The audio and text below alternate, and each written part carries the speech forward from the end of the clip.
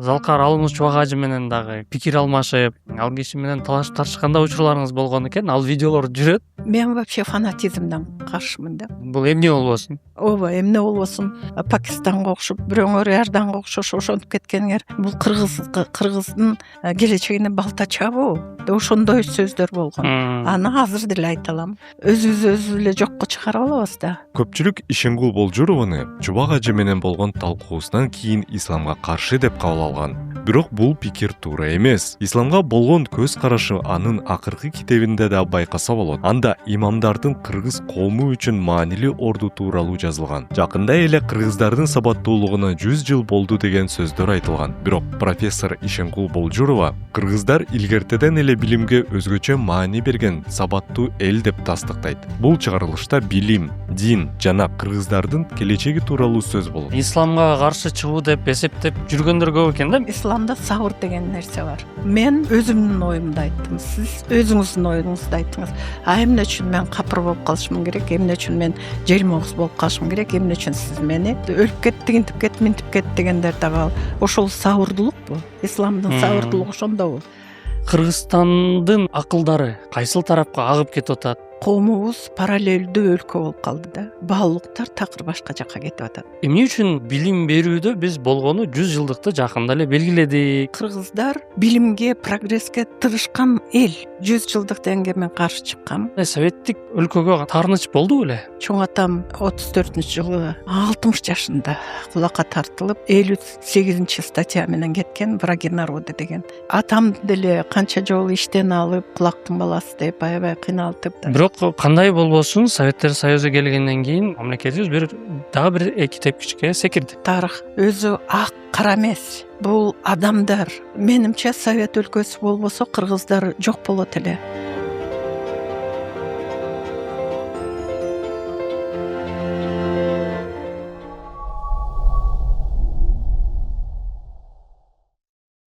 Ассаламу алейкум, саламатсыздар урматтуу биздин катталуучулар жана көрүүчүлөр. Ар дайымкыдай сиздерге пайдалуу болуш үчүн, баарыбызга пайдалуу болуш үчүн кезектеги биздин подкастыбызга кош келипсиздер. Бүгүн болсо бизде конокто Кыргызстандын тарыхында билим берүү тармагында аябай эбегейсиз чоң кызмат кылган эжекебиз, апабыз десем деле болот, Ишенгул Болжурова эжекебиз. Ассаламу алейкум, саламатсызбы? Кош келипсиз. Анан мен дароо эле баягы суроого өтсөм, себеп дегенде бул баарыбызга керектүү маселе. Дүйнө өзгөрүү астында турат. Дагы бир цикл өзгөрүп, дагы бир кандайдыр бир форматтар өзгөрүп аткан учурда эң эле Шамдагай тарап, мындай бүгүнкү тил менен айтканда бенефициар деп коебуз го. Ошол тарап акылдарга мындай охота жасайт экен да.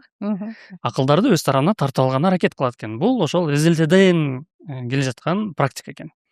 Анан бүгүнкү күндө Кыргызстандын акылдары кайсыл тарапка агып кетип атат деген кыжалатчылык бар да бизде дагычы. Негизи эле Кыргызстанда мындай акылдуу адамдар, акылдуу дегенде илимий адамдар кайсыл деңгээлде бүгүн? Бул өтө оор суроо, Канат. Анткени акыркы 30-35 жылдын ичинде биздин коомубуз социалдык бир бөлүнүп группаларга бөлүнүп калды да. Мисалы, жаштарыбыз, мисалы, Манас университетин бүткөндөр өзүнүн идеологиясы менен, КырСУны бүткөндөр өзүнүн идеологиясы менен, тиги провинциалдык дейлик, жогорку окуу жайларды бүткөндөр өзүнчө философиясын. Анан ошолор адамдарыбыз дагы, бизнесмендер өзүнүн баалуулуктары менен, баягы кедей адамдарыбыз өзүнүн баалуулуктары менен ошентип коомубуз параллелдүү өлкө болуп калды да. Параллелдүү. Ар бир тап өзүнүн жолу менен азыр кетип атат. Ошону бириктирген күч азыраак болуп атат да, азыраак. Ал күч болбосо биз улут катарында, мамлекет катарында жок болуп калышыбыз мүмкүн. Анткени жаштарыбыз дагы, алардын дагы баалуулуктары такыр башка болуп калып атат. Мен көптөн бери жаштардын баалуулуктарын изилдеп келатам. тетиги 80 жылдардан баштап айылдык жаштардын баалуулуктарын эзилдедим элем. Өз убактысында советтик системада чоң социологиялык бир изилдөө болгон жаштардын арасында 17 жаштан 35 жашка чейин. Ошолор кандай баалуулуктарыңар бар деген суроого көбүнчөсү 87% бул биздин баалуулугубуз, биздин мамлекетибиз патриоттук сезимди, жерин сактоо, мамлекетти сактоо деген жооп беришкен жаштар. Мекенге болгон сүйүү. Мекемге берген сүйүү. Ал эми биздин азаттыкка чыкканыбызда 2001 жылы БГУда социологиялык чоң лабораториябыз бар эле. Ошондо дагы биз изилдегенбиз жаштарды, студенттерди, Ош базарында иштеген жумушчуларды, бир нече университеттин студенттерин изилдегенде, ошондо бизде бир 27-28% баягы жаштар мамлекетибизди жакшы көрөбүз деген суроолорго жооп берген. Ал эми эмне баалуулуктар бар дегенде, бул жакшы иш табуу, байлык, үй салуу, баягы бакубат жашоо деген инструменталдык баалуулуктарга кеткен да. Баягы мындай улуттук философиялык баалуулуктардан тартып, бул жөн эле күнүмдүк баалуулуктар пайда болгон. Ал эми 2010 жылы изилдегенибизде министерство изилдеген, Сариева министр болуп турганда, ошондо жаштардын арасында 10% мамлекетимди сүйөм, мамлекетиме иштейм, мамлекет деген менин баалуулугум деп жооп беришкен. Кийин 24 жылы дагы биз жартылай изилдегенбиз, аягына чейин тиги жеткен жокпуз. Ошондо дагы бир репрезентативдик процент тапканбыз. Ошондо мугалимдерге окууга кандай мамиле жасайт, кандай баалуулуктар бар дегенде эле ошол эле баалуулуктар. Бирок 24 жылы биз изилдегенде бир жаңы нерсе пайда болгон. Исламдык нерсе пайда болгон да. Мисалы, кээ бир балдар энемди Меккеге алып барам, же болбосо мен жамангым келет дегендей суроолорго дегендей баалуулуктарды айтып беришкен. Ошону менен мондай карап көрсөк, биз изилдеп, аналитикалык жагынан изилдеп көрсөк, баалуулуктар такыр башка жакка кетип атат да. 24 жылы дагы бир бизге коркунучтуу нерсе, 30% балдарыбыз мектепти жаман көрөбүз деген, мектепке баргыбыз келбейт деген жооп болгон. Анонимдүү суроолор болгон да. Бул дагы өтө коркунучтуу нерсе болуп атат. Билим системасында келечекке дагы оор система болуп атат. Ошондо дагы бир 15-20% балдарыбыз окууну бүтсөк башка жакка кетебиз, Кыргызстанда калбайбыз деген өтө бизге, мисалы изилдөөчүлөргө, мага мисалы өмүр бою билим системасында иштеген кишиге өтө оор болгон да. Бирок бул фактылар. Бул фактылардан биз эч жакка кете албайбыз. Значит, баалуулуктар адамдын заттын, силер айтып аткандай 21-кылымда искусственный интеллект дейлик, цифровизация дейлик, бирок баалуулуктар такыр башка нерсеге кетип атат да. Улуттук биримдик эмес, мамлекетти сактоо эмес, эмнегедир баягы материалдык баалуулуктар. Материалдык баалуулуктарды биз бул Кыргызстанга гана тиешелүү эмес. Башка өлкөлөрдөн да карап көрсөк, мисалы Россияда деле социологиялык изилдөөлөрдү, эми Казакстанда социологиялык изилдөөлөр жүргүзгөндө, ал жерде саясатташканда көп нерселер болуп атат да. Мына согуш, анан Казакстанда тил маселесин өтө оор коюп атышат да, баягы казакча сүйлө деген. Бул дагы бир чоң келечекте чоң проблемалар түзгөн нерсе болуп атат. Ошондуктан эми эстүү балдарыбыз албетте жанакы эл үмүтү деген стипендия болуп атат. Мүмкүн келечекте ошол балдар чет өлкөгө жана плюшевый университеттерге барып окуп келип, Кыргызстанга бир өзүнүн салымын кошот. Илимпоз болобу, экономика жагын болобу, же болбосо гуманитардык, медицина жагын болобу. Ошолорду көтөрүп кеткен деген ишенич бар, үмүт бар. Бирок аздык кылат да алар, аздык кылат. Экинчи жагы, бир карап турсаң, жанакы азыр улуттук аң сезимди көтөрүлгөн маселе бул жакшы болуп атат менимче. Баягы 90 жылдарда эң эле чоң проблема регионализм болчу. Региондорго бөлүнүп, анткени транспорт жүрбөй калган, карым катнаш өтө оор болуп калган.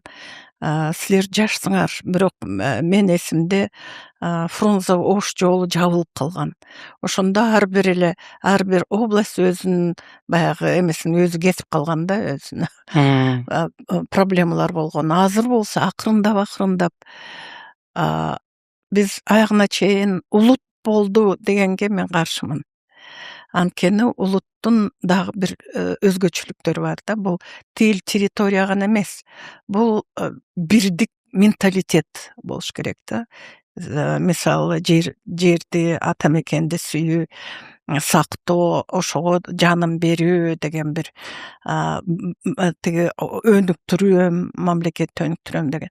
Бирок ошолор азыр акырындап талпанып баягы гүл чыккандай эле ошондой нерселер чыгып атат.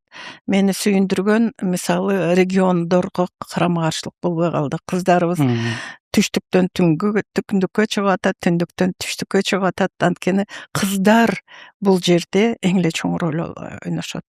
Вообще улутту пайдабалын түзгөн эң эле чоң күч бул аялдар, кыздар.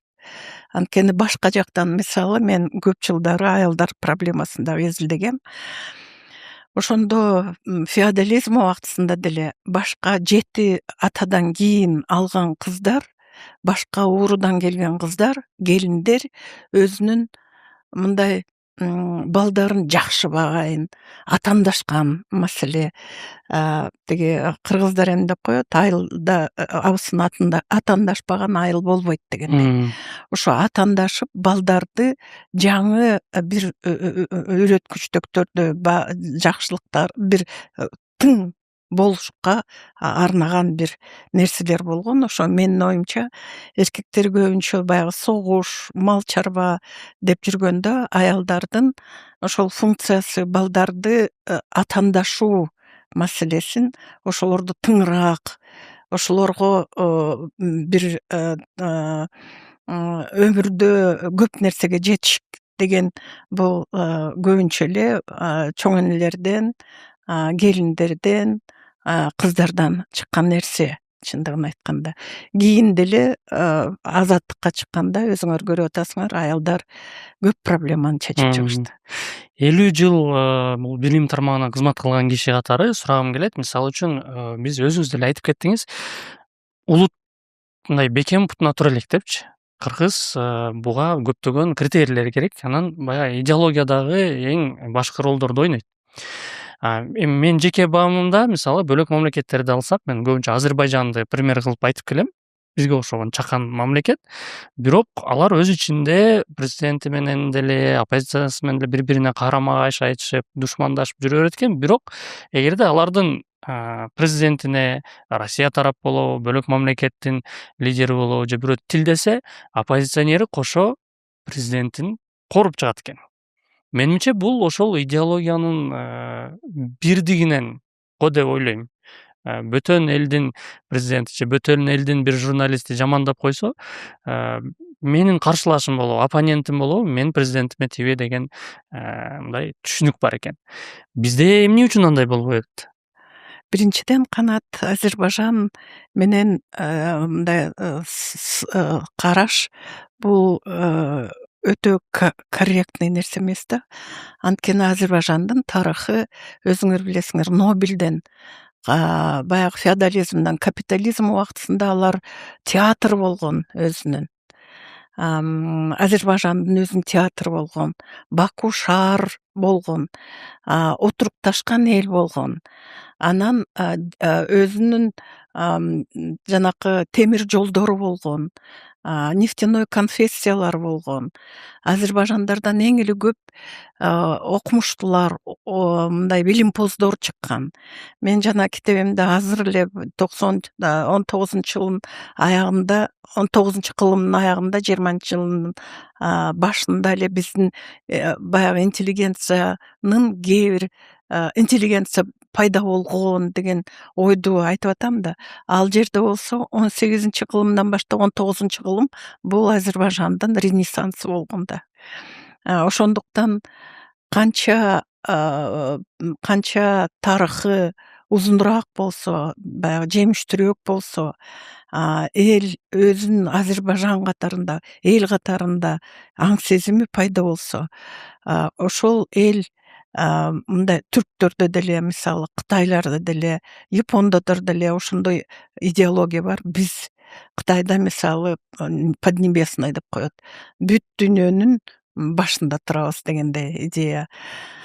Ошондуктан кыргыздар биз көчмөн эл болуп 3 областка бөлүнүп, 24-жылга чейин 3 областка бөлүнүп, бир жагы өзүбүздүн дагы адабий диалект, адабий тилибиз дагы болгон эмес, чындыгын айтканда профессионалдуу адабий тилибиз.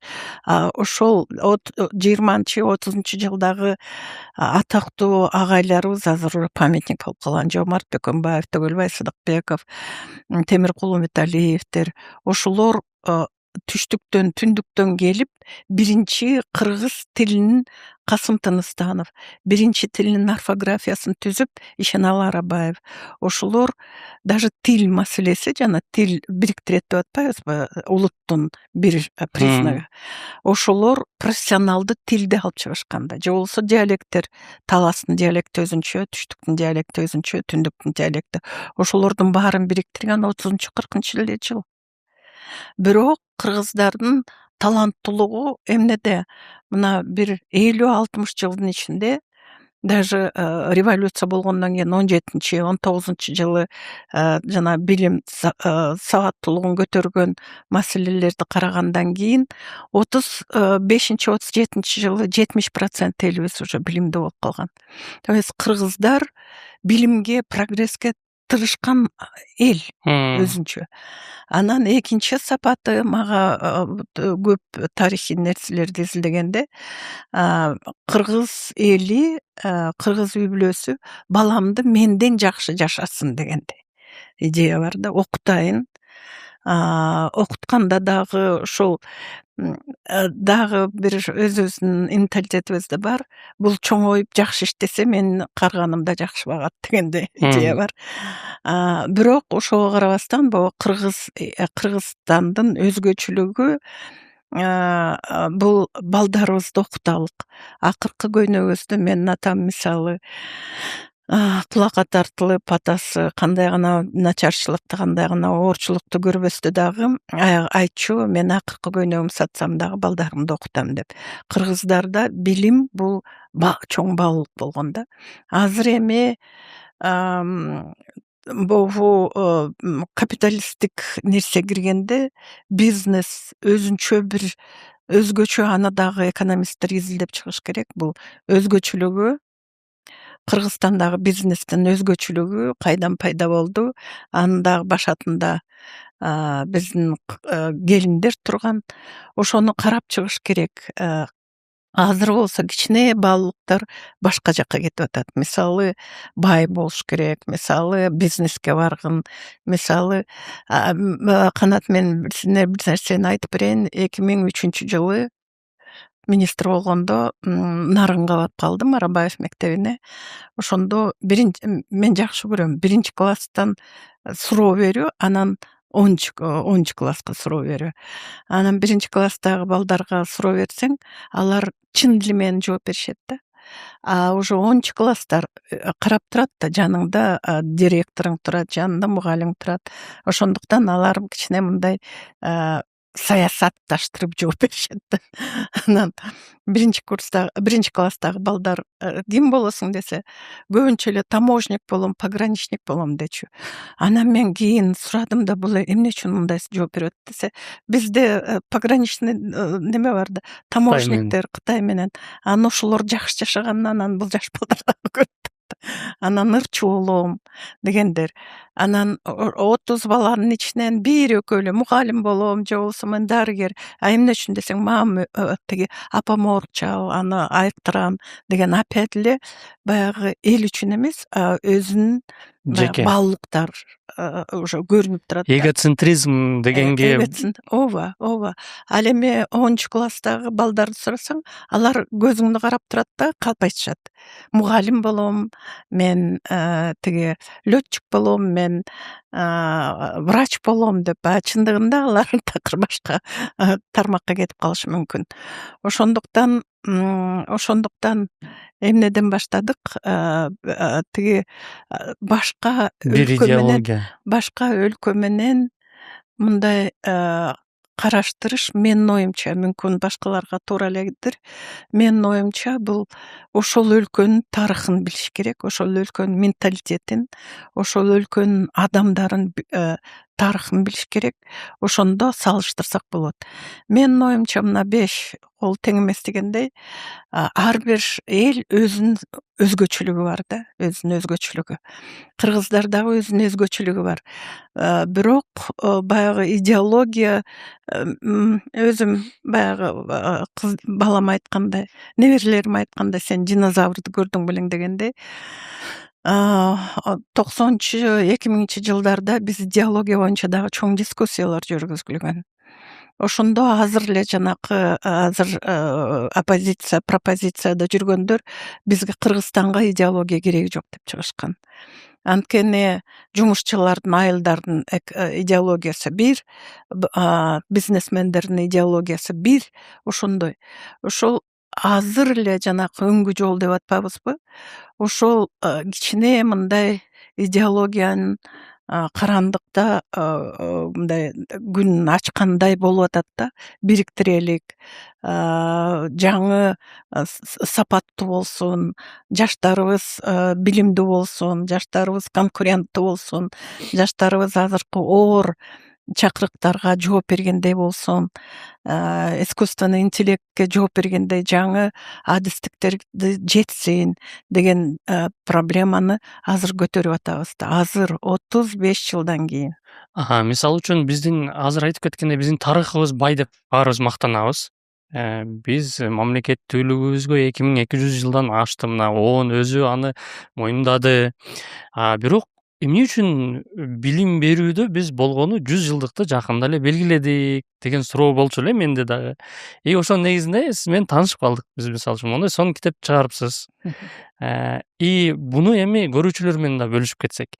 Чындап эле бизде 100 жылда билим, мындай кат жазуу сабатыбыз, сабаттуулук дейли, ошол жөндөмүбүзгө 100 эле жыл болдубу? Же андан тереңби? Канат. Тиги адам деле чоңойгондо бир убакта жетишип, бир убакта ооруп, бир убакта өсүп, бир убакта ошентет да. Ооба, 100 жылдык дегенге мен каршы чыккам. Анткени 100 жылдык десек, 24 жылдан бери эле сабаттуулук десек, анда Жусуп Абдрахмановго кетти, Касым Тыныстановго, Ишеналы Арабаевго кетти, Карачевтер, Наматовтар, булар биздин мамлекеттүүлүктүн пайдубалын түзгөн адамдар. Алар такыр эле сабатсыз болгонбу? Жок. Ошондуктан мен изилдем ошого жооп берсин деп, жооп берейин деп жазгам да. Ал чындыгын айтканда биздин 201 жылы жана Кытайдын тарыхчылардын айтканына караганда, кыргыз элдиктердин Кытайда ошол убакта мындай царстволорго бөлүнгөн да. Ошо жакын падышалыкка жиберген каты кыргыз тилинде, бирок башка графикада жазылган да. мисалы азыр биз кириллицага жазып атабыз, бирок биз кыргызбыз да. Ошондой эле араб графикасында жазганда кыргызбыз да. Ал эми ошол убакта жазып кыргыздар билимдүү адам болгон экен да. Ошондо деле 2200 жыл мурун. Өзүнүн руникалык Өзүн- болсо дагы кандайдыр Андан белгилер кийин менен. 5-6 кылымдарда руникалык жазмалар. Көбүнчөсү ташта калган. Мисалы бул Таласта, Нарында, Ысык көлдө таш жазылгандар. Саймалы таш деп коелук. Ал деле өзүнчө жазуу. Көк артта. Ошол деле бир информацияны берүү маселеси турат. Мен көп жылдан бери бир ойлонуп келген нерсени дагы жаздым. Бизде кыргыздарда прото жазма дагы болсо керек. Анткени мисалы инкаларда мындай кагазды же болбосо материалды мындай кесип бир информацияны жиберген да болгон. Алардын билими, алардын билимдүүлүгү. Биз деле кыргыздар деле баягы руникалык, андан кийин анан Енисей кыргыздардын жазуулары, эпитафиялары, ошолорду изилдеп келгенде кыргыздар ага чейин деле өзүнүн жазуусу болгон. Жазуу деген эми азыркы заман менен, азыркы көз караш менен карашыбыз керек. Жана компьютерге жазган же болбосо кол жазма. Бул өзүнчө эстетикалык дагы эмес, бул баягы ой сезимди, карым катнашты билдирүү, маалымат жеткирүү. Ошондо биздин азыр мына шырдактарыбыз деле, ала кийиздерибиз деле, буюмдарга жазылган кийимдерибиздин узорлору деле ошолордун баары тең прото жазма деп койсок болот. Анткени алар дагы бир идеяларды алып чыккан. Мына мисалы мен тоодомун, бул жерде эликтер бар экен, бул жерде момундай бар экен, бул жерде момундай айвандар бар экен, бул жерде мен жалгыз жүрөм, бул жерде балдарым болду, мына мынчалык балдарым. Мен көбүнчө тенгрианство убактысында. Мына бул жерде деле жер менен адамдын башы асманда. Ошондой жазмалар болгон да, ошол символикалар болгон, күнгө ишенүү болгон. Ошондуктан биз азыркы ал эми бул нерсе кийинчерээк арабтар келгенде, араб жазмасы келгенде акырындап унутулуп калган дагы. Кийин биз ошолорду баягы гендик память, генетический память менен биздин кыздарыбыз, биздин жеңелерибиз, апаларыбыз ошолорду килемдерге, ошолорду жер төшөккө, ошо мындай ала кийиздерге, шырдактарга, кийимдерге киргизген. Алар дагы өзүнчө бир информацияны алып жүргөн. Ошону биз унутуп калдык. Азыр болсо бул модернизованный бирок улуттукту көргөзгөн нерсе болуп атат да. Бул жерден бир нерсени айтып кетким келет. Мен кичине тынчтандырган нерсе бул биз көп нерсени башкаларга берип коюп атабыз. Өз убактысында Клавдия Антипина деген болгон. Түштүк жакка барып, ошол жактагы кийим, төшөктөрдүн орнаменттерин баарын жазып келген. Баарын жазып, ушулар кыргыздыкы деп чыркырап, кыргыздыкы деп. Өз убактысында Совет доорунда баягы бул феодализм, бул отсталость деп көп нерсени карабаган да. Ошол убакта ошол Антипина чоң альбомдорду чыгарып, кийимдерди көргөзүп, кыргыздардын кийимдери кандай болгон, кыздын кийимдери, келиндин кийимдери, байбиченин кийимдери кандай болгон, узоорлору кандай болгон, ал узоорлор кайсы информацияны алып кеткен, ошолордун баарын жазган. Ошолорду биз баягы капиталисттик убакыт келгенде ошолорду эме өзүбүздүкү кыргыздыкы деп сактай албай калдык да. Ошондуктан көп узоорлор мисалы казактар алып кетип атышат. Даже боз үйдү калпакты биздики деп неметип талашкан атышат. учурлар бар. Талашкан учурлар бар. Ыжыларыбызды талашкан учурлар бар. Ошондуктан бул жагынан бул жакты дагы иштеш керек да. Бул улуттук нерселерди жана патент алып, улуттук нерселерди өзүбүздүн кыргыздыкы деп чыгарышыбыз керек. Андай эмесе мен ошол жаштар тууралуу да сөз болуп кетпедиби? Мен сурай турган нерсе бул билим берүү тармагында азыр көпчүлүк эле мындай чыгармачыл адамдар, актер дейбизби, режиссер болуп кетишти, көпчүлүгү КВНден чыгышты. Анан мен угуп калган жерим бар.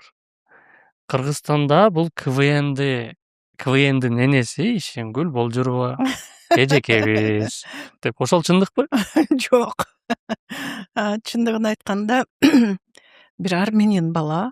Бул совет доорунан келген нерсе. Ал эми эмне үчүн мени ошентип айтып калган, анан БГУнун биздин командабыз аябай кыйын чыккан да өз убактысында. Кыр суундагы жеңген, телепередачалардагы жеңген. Ошондой бир азыр ошол студенттерим айтып калат, бул БГУнун алтын доору болуп турур. Сочиге барып келишкен биздин Сиздин ректорлук тушуңузда. Ооба. Ошо. Анткени канат бир нерсени айтып коеюн.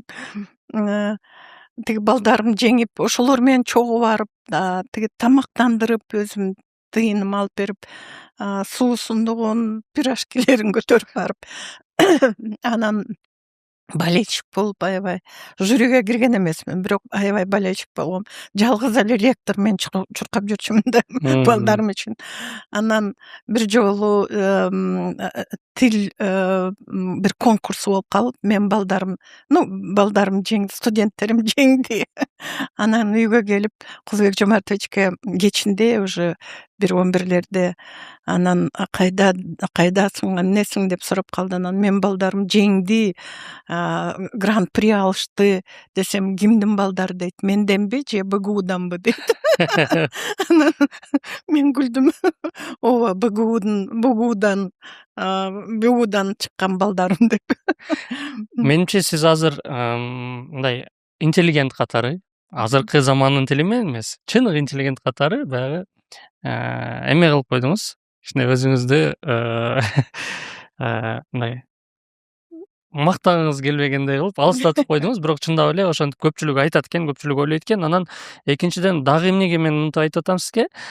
Сиз көптөгөн кыргыздын баягы 24-жылдагы 3 бөлүнгөн областтан кыргыз биригип автономдуу область алышына чоң себепчи болгон адамдардын катарында дагы тарыхый адамдардын Касым Тыныстанов, Төрөгул Айтматовдордун катарында Жомарт Бөкөнбаев атабыздын атын айтпаганыңыздын себеби ал кишинин келини болосуз. Балким ошондон тартынып айтпай атасызбы дегеним. Жок, мен бир жагы бактылуу киши деп ойлойм, анткени көп университеттерди өткөм. Улуттук университетте артыкчылык диплом менен, ошол убакта Ленинская стипендия, Карл Маркс стипендия дечү ошолорду алгам. Анан Москва университеттен өзүнчө дагы чоң университет болду. Анан мен өзүм айтып калчумун, дагы бир чоң университет кайненемдин университети. Анткени бактыма жараша ошо Кулбек Жомартовичке чыкканы, же ал тандаганы, же мен тандаганымды. Бул киши ошол үй бүлөгө киргенде, бул азыр тарыхта калган атактуу адамдарга чай сунганым мен өзүмчө бакыт деп санайм да. Биздин үйдө Чыңгыз Айтматов, Түгүлбай Сыдыкбеков, Темиркул Үмүталиев, Юнус Алиевдер, Элибесовдор, ошондой бир тиги көп жылдары Линина Юсуповна Абдрахманова менен дос болуп жүрдүк, ал киши кеткенчекте дери. Ошондой адамдар азыр Абдразаковдор менен,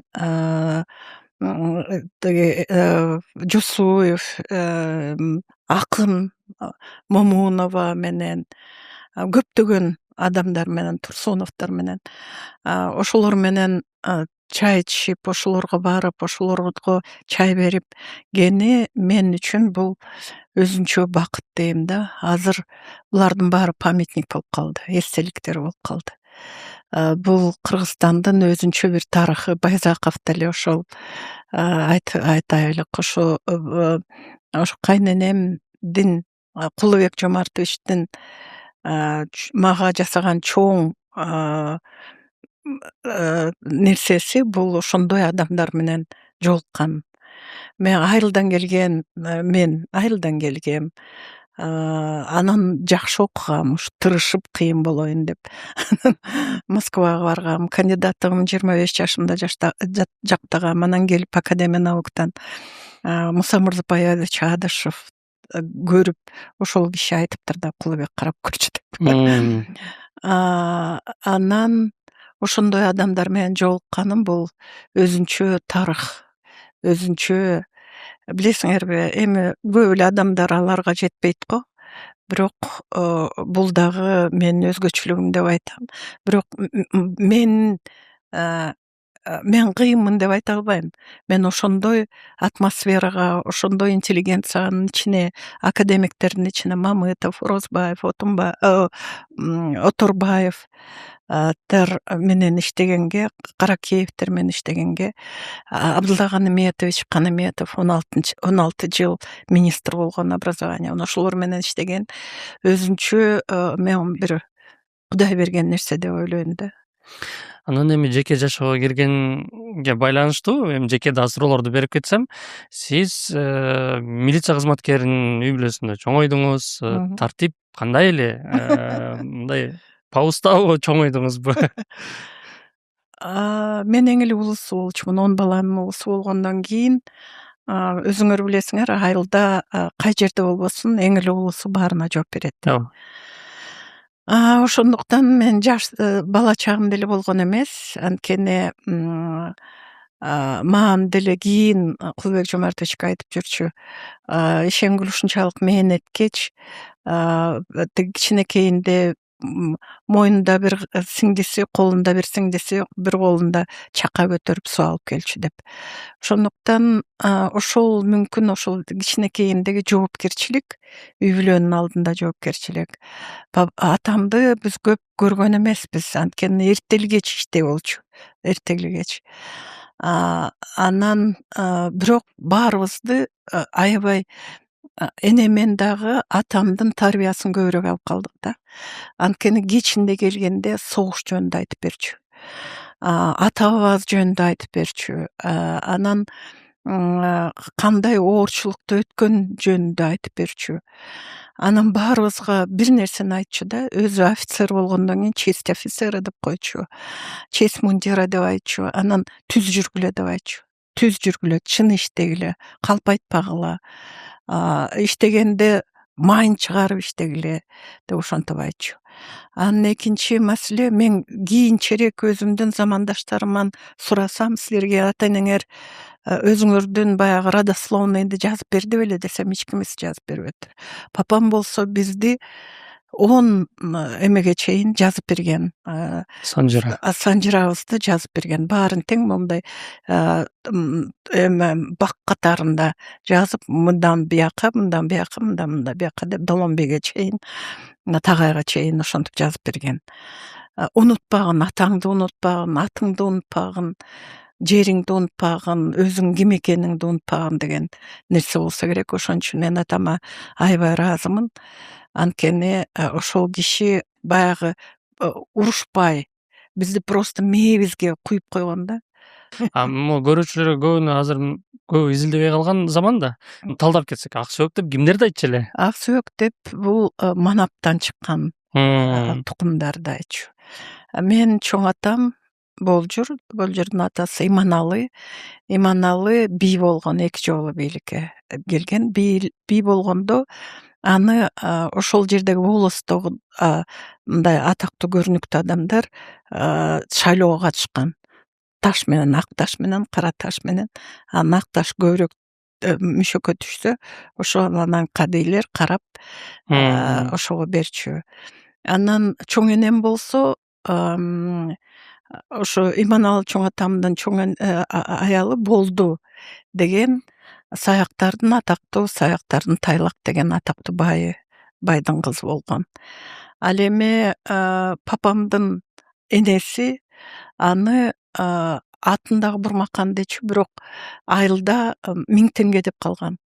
Анткени атабыз Иманалы атабыз алып бергенде арык тукумдуктардан бул Байсорин, Кадыраке Байсориндин карындашы.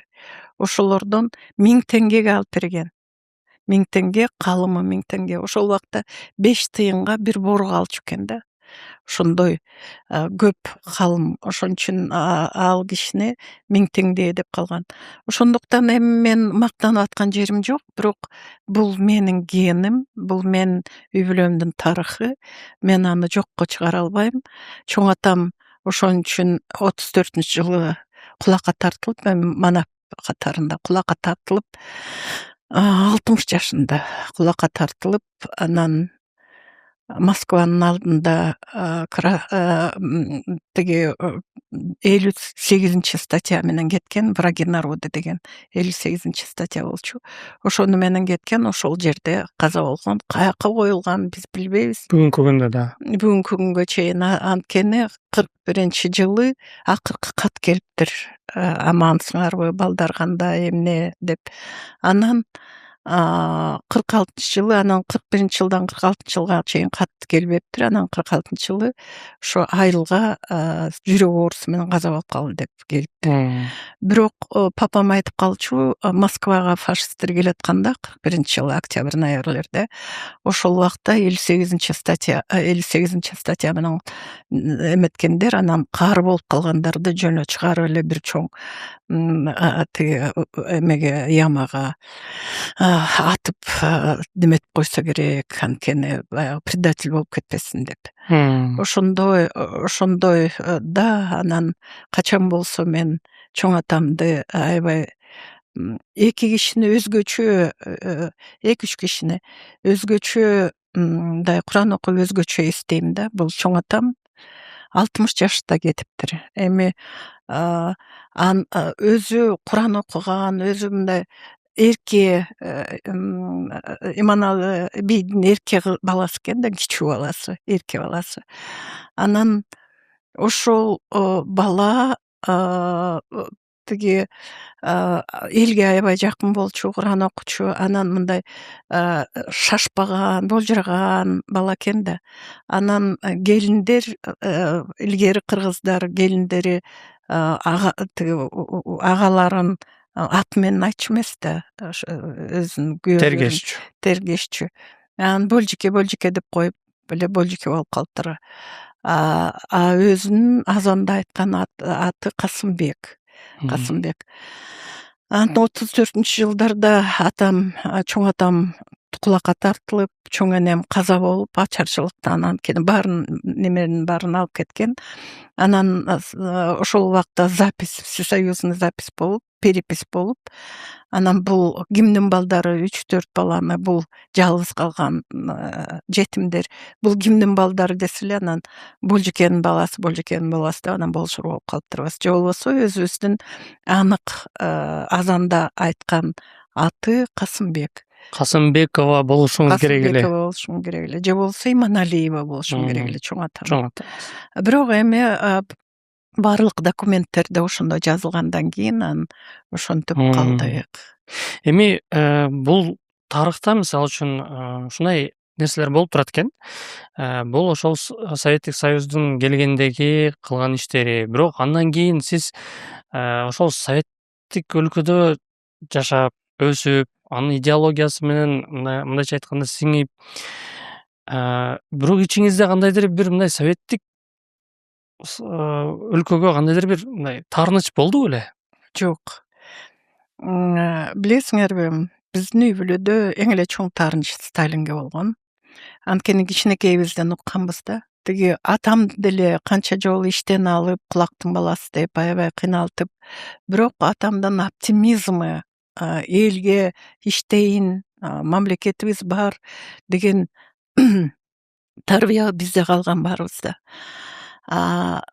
Тиги бирок ошо атам өмүр бою Сталинди жаман көрүп чыкты да. Өмүр бою кан ичкич деп айтчу. Кан ичкич. Анткени ошо кичинекейинде 12-14 жашында калган бала, инилери менен калган бала, ошол баары оорчулуктун баары могу жаманчылыктын, жалгыздыктын кесепети бул Сталин болгон деген ой менен калыптыр да. Анын аягына чейин ошо Сталинди жаман көрчү. Ошол бизге дагы мындай таасир эткен да. Сталин дегенде кичине мындай эметип кетебиз да. Көп жакшы көрбөй. Бирок албетте объективдүү тарыхчы деген анык тарыхчы Канат. Бул объективдүү изилдөөчү болуш керек. Объективдүү. Кээ бирде өзүңдүн оюңду, өзүңдүн ойлогон бир баалуулуктарыңды жазайын десең, бул таразага туура эмес келип калышы мүмкүн. Ошондуктан мына азыр 15 тамдык Кыргызстандын тарыхы жазабыз деп атат.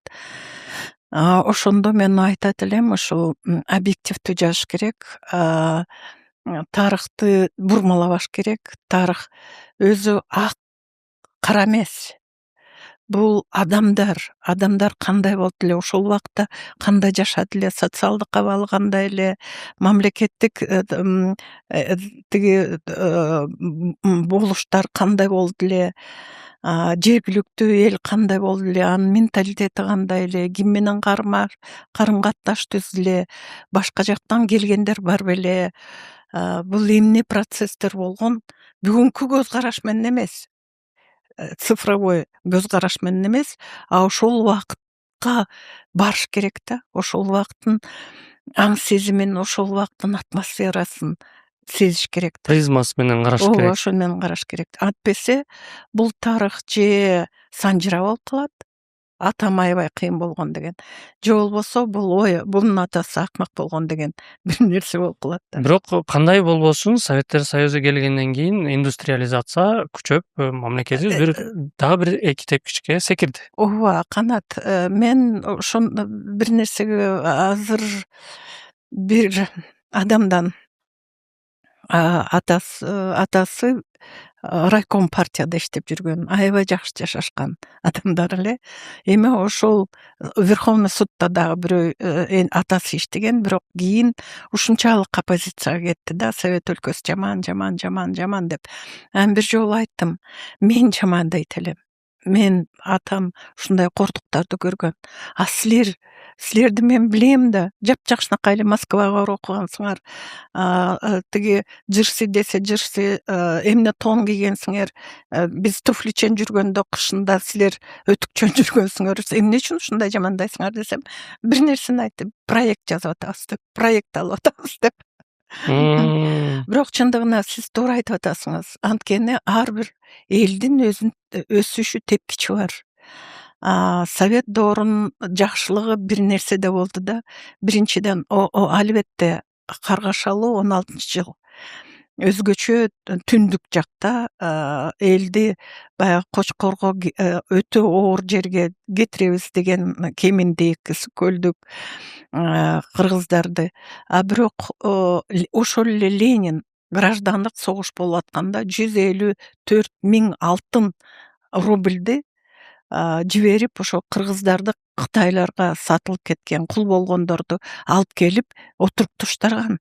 Земельно-водная реформа деп коюп, ошо орус кулактарды кетирип, кыргыздарды отурупташтырып, көчмөн кыргыздарды кайра отурупташтырып, 19-жылы сабаттуулук Крупская ачкан чоң бүт сыр боюнча окутуу маселеси, кыздарды окутуу маселеси. Карасаңар, 17-20 жылда элек эми. Анткени басмачтар, андан кийин тиги курулуштар болду, социалисттик курулуштар, БЧК дейлик, заводдор курула баштады. Чехословакиядан келип, жана Интергельподагы Бишкекте кичинекей заводдорду пайда болушту. Анан биринчи жогорку окуу жайлар, биринчи кыздарды окутуу, биринчи заводдор, биринчи фабрикалар, биринчи больницалар, сүрөттөрдү деле карап көргүлө. 20-жылдагы архивде мен могу китеп жазып атканда архивдин сүрөттөрүн көп карап чыктым. Ошол убактагы кыргыздарды көрөлүк дагы. Кийинчерээк согушка жакын уже кыргыздар 39-жылы уже жанакы Москвада кыргыз маданиятын жана адабиятын декадасында кандай көргөзүштү, кандай. Муса Баетов, тиги Жомарт Бөкөнбаевдин Алтын кыз менен Ай чүрөгү, Жусуп Абдрахмановдун Жусуп ким эле дагы акыныбыз. Ошонун дагы бир эмеси, дагы бир пьесасы коюлуп, кыргыздардын адабияты пайда болуп, биринчи профессионалдык искусство, балет, опера дейлик пайда болду. Бир 20 жылдын ичинде ушунчалык чоң прогресс болду да. Бул тарыхта өзүнчө бир өсүү болот экен да, кардиограммадай. Бир убакта ушунчалык таланттар көп болуп, ушунчалык бат өсөт экен. Кыргыздын Шубиндер, кыргыздын жана искусствосын чогултуп. Кыргыз фильмди айтайлы. Кыргыз фильмди 60-жылдагы алтын доору дейлик. Ошондой болгон. Биз менимче Совет өлкөсү болбосо кыргыздар жок болот эле. Чыңгыз Айтматовдун бир айткан сөзү бар: "Я благодарен советской власти только за то, что он спас наш народ от физического истребления" деп. Чындыгында эле эмне болот элек социалисттик революция болбосо?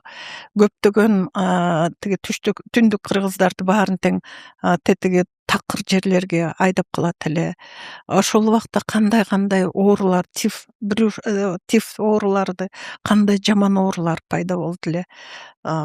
Бул Орус империясынын тушундагы. Бирок ошол убакта дагы бизде мисалы биринчи фельдшерский пункттар, Караколдо 1901-жылы публичная библиотека ачылган. Эми баары эле жаман, баары эле жакшы деген дагы болбойт. Бир ошондуктан мен айтып атпаймынбы, тарыхта объективдүү караш керек. Бул радугадай нерсе да, баарлык түстүү нерсе. Бул кара менен ак эле эмес.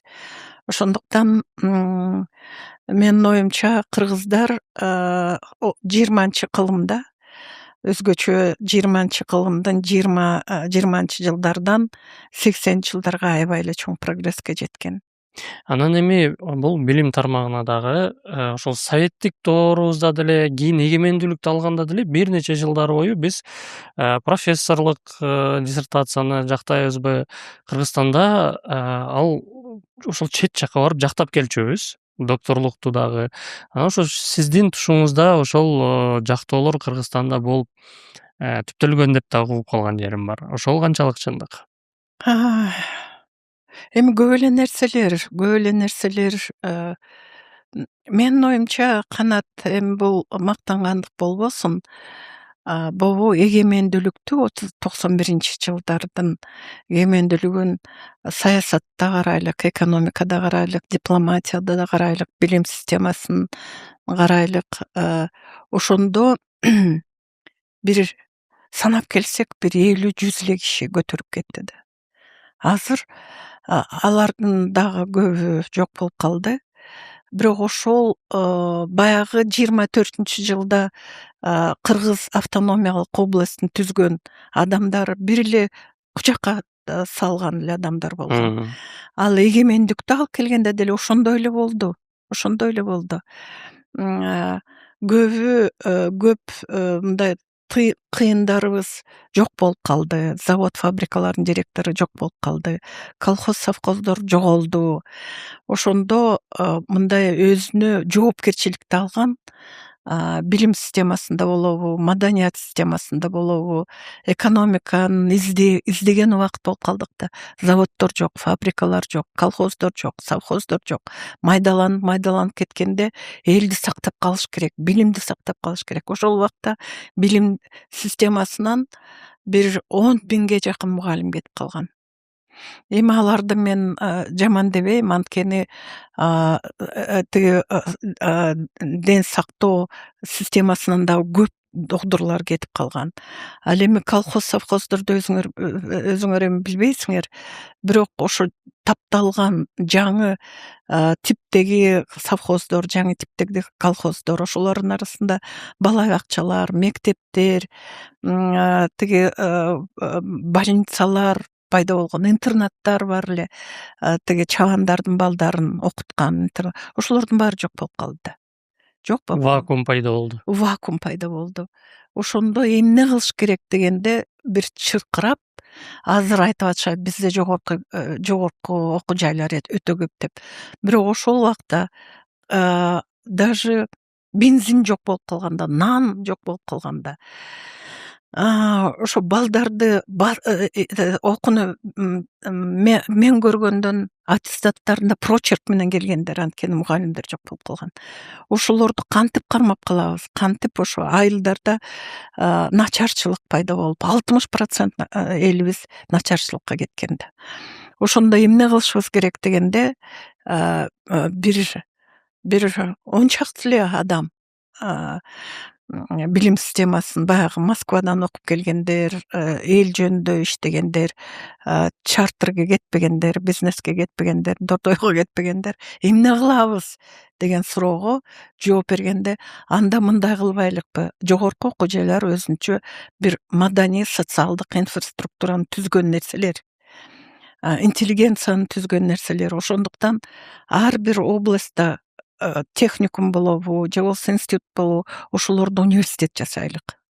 Ош жерге баягы Бишкекке келе албаган балдар ош жерде окуп, 5 жыл болсо дагы билим алып, тарбия алып, маданиятын көтөрүп, мүмкүн ошол жерге кайра иштеп, администрация менен чогуу иштеп, ошол областтардын ошол жака баягы интеллектуалдык, интеллигенттик атмосфераны түзүү маселесин койгонбуз да. Баарын тең мен башыман өткөзгөнмүн. Анан БГУда иштеп жүргөндө ошолорго канча биз жардам бердик. Опорный пункттарды жасап, библиотекаларыбыздан китептерди, мисалы Жалал Абад университетине, Талас университетине жардам берип, бутуңарга тургула, Нарын университетине ошо балдарды баскызбай калалык. Жөн эле баягы жаш балдарды, эркек балдарды, кыздарды эми армияга алып кетпей калган. Армиябыз дагы жок болуп калган. Ошондо өтө оор убакта бир 50-100 эле киши мамлекетти сактап калган. Бул дагы кийинчерээк тарых болот деп ойлойм. Жакшыбы, жаманбы, бири-бирибизди жамандайбызбы, Акаев дейбизби, Бакиев дейбизби, ошол баары бир кийинчерээк тарых болуп калат. Кийинчерээк. Бирок бир нерсени айткым келет. Ошондо дагы баягы ата мекенчил, интеллектуалдуу күчтөрүбүз тиги мамлекетти сактап калганбыз. Жаңы эмени киргизип, карым катнаш түзүп, эл аралык карым катнаш түзүп, балдарды көп тилге үйрөтөлүк, балдарды башка эл аралык окуу программаларын системасын алып кирелик, кредитти деген, мобильность студентов деген ошолорду ошол убактарда киргизгенбиз. Ошон үчүн бул дагы тарых. Анан канат бир нерсеге мен тарыхчы катарында, педагог катарында таң калам. Жакын кечээкү болгон нерсени унутабыз, а илгери болгон нерсени эстейбиз. Ошондуктан мен ойлойм, бир 30-50 жыл өткөндө дагы биздин жашообуз, биз уже кеткенден кийин бул дагы тарых болуп калат деп. Эми ошол кездеги билим берүү тармагында жетектеп турдуңуз. Сиздин учуруңузда дагы реформа деген сөз көп колдонгон, бирөөлөр аны реформа эмес, бирөөлөр реформа чындап эле болду деп эсептеши мүмкүн. Бирок реформалар ар учурда, ар министрдин алдында болуп турат. Бүгүнкү күндө билим берүү тармагындагы реформа деп аталган нерсе көпчүлүк каршы чыгып турду башында. 12 жылдык билим берүү тартиби туурабы же туура эмеспи? Оюңуз кандай бул тууралуу? Канат, мен бир нерсеге бир өзгөчөлүк дагы айтып кетейин деп атам да. Азыр кичине карама каршылык болгон нерсени биз 90-2000 жылдарда биринчиден билим системасын саясатташпаш керек деп баягы социалисттик идеологияны жоготуш маселеси турган. Экинчи, кыргыз тилди, кыргыз тарыхты министр болуп турганда кыргыз тарыхты жогорку окуу жайларга экзамен катарында киргизгем. Тиги жана ОРТда жеңгендердин муну дагы айтып берейин, анткени бул дагы өзүнчө тарых. 2002 жылы америкалык Акселстын жардамы менен жанагы тестирование киргизелик дедик да. Анан мен 2003 жылы министрликке келдим, бирок ошол кандай киргизиш керек механизм неметпептир да, жасалбаптыр. Анан карап көрсөм, мисалы ошол убакта 4300 грант орун мамлекеттен бюджетке берилген, бюджет катарында. Ошону карап көрсөм, көбүнчө эле шаарлык же болбосо кечирип койгула тил уруулар өтүп кетиши мүмкүн экен да. Анан мен мынтип ойлонуп, эмне кылыш керек? Мындай болбойт. Анда айылдык балдар өтпөй калат. Айылдык балдарын жана айтып атпайм, аттестаттын көп жолу чиркеп алган. Анан бул кандай болот деп ойлонуп, анан кеңешип, мен айттым да, айылдык мектептерди канча процент бүтүптүр? Шаарлык мектептерди, городской мектептерди, анан баткендиктерди көрөлүк. Анан чет өлкөдө жашаган кыргыздарга дагы жардам берелик деген максат менен мага алып келишти. Бул жылы 11 классты 80% балдар айылдык мектептер экен деп. Анан мен пресс-конференция жасап, ошол гранттардан 4300'дү 80%ын айылдык мектептерге беребиз дедим. Ошол айылдык мектептердин ичинен өзүлөрү конкурс болсун, кайсынысы көбүрөөк алса ошол өтсүн десем, 2 күндөн кийин пресс-конференциядан кийин президент чакырат мени. Анан кирсем эле аябай жинденип алыптыр. Сиз эмне кылып атасыңыз? Бул эмне деген нерсе? Биз коррупцияга каршы чыгып атсак, биз эмне үчүн силер ушундай эмне кылып атасыңар?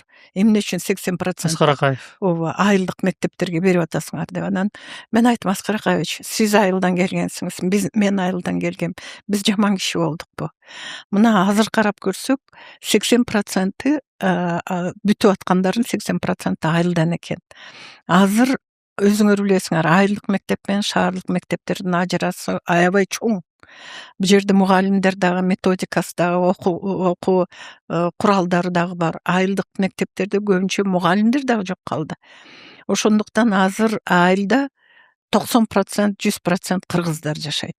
Азыр ошентип эле мындай эң эле көп бала алгандымда кесип койсок, кыргыздар өтпөйт дедим. Кыргыздар, айылдык балдар такыр өтпөйт. Анан ошол жерде эле баягы жер тепкилеп, бири-бирин тогунурдап эле жүрмөк белек. Жүрмөкпү? Ошондуктан кечирип койгула, менин оюмча бул туура. Мына 80%, бирок ал жерден дагы конкуренция болот. Ошо айылдык мектептердин ичинен конкуренция болот. Шаарлык мектептердин ичинен конкуренция болот. Анан дагы бир нерсени айттым, баткендик балдарга, тиги Баткен ошол убакыт 99-жылы Баткен согушу болгондо көп балдар атасыз калган. Ошол жетимдерге дагы берелик, экзаменсиз жөн эле ошолорго канчасы бүтсө, 100 болобу, 50 болобу. Анан дагы Аскар Акаевич, чет өлкөлүк кыргыздар бизди карап турат дедим. Эми мына эгемендүүлүк келди, мына эми биздин эмебиз. Ошондон 50 орунду чет өлкөдө жашаган кыргыздардын балдарына берелик деп чечим чыгардым десем, ойлонуп туруп, туура жасаптырсыңыз деди. Мага такыр башка информация келген деди. Туура жасаптырсыңыз, колдойм деди. Анан мен аябай ыраазы болуп, аябай сүйүнүп алып, анан министерствого барып, моундай жасайбыз деп, ошондо дагы жюриге, тиги жанакы тандоочу комиссияга Акселстан дагы бир америкалык эмнеде ошону киргиздим. Анан биздин мугалим директорларды киргиздим. Мындай объективдүү жюри, объективдүү комиссия болсун выборы дегенде. Ошондой киргиздим, өзүм киришкен жокмун. Мына принцип момундай болуш керек, момундай деп. Ошондо биз койгон максатыбыз улуттук аң сезимди көтөрүү, жана кыргыз тарыхы, кыргыз тилди киргизүү, баягы социалдык, класстык тапкыч жөнүндөгү китептерди жоготуп, анан баягы толеранттык, демократиялык китептерди киргизүү. Ошондой жасаганбыз да. Азыр болсо кайра 12-жыл деп коюп, башка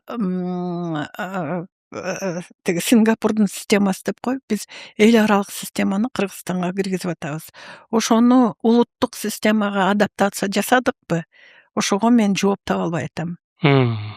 Это биринчи. Экинчи, азыр 12 жылга өтүү бул туура нерсе. Бирок аны даярдаш керек болчу да. Даярдаш керек болчу. Илгери абсолют эмес. Бир нерсени өткөзгөндө бир жылдын ичинде пилотный проект жасап койчубуз. Мисалы, Оштон бир мектепти, Таластан бир мектепти, Нарындан бир, Шаардан, Айылдан бир мектепти алып, ошол жерге жана китептерди киргизүү, жаңы китептерди.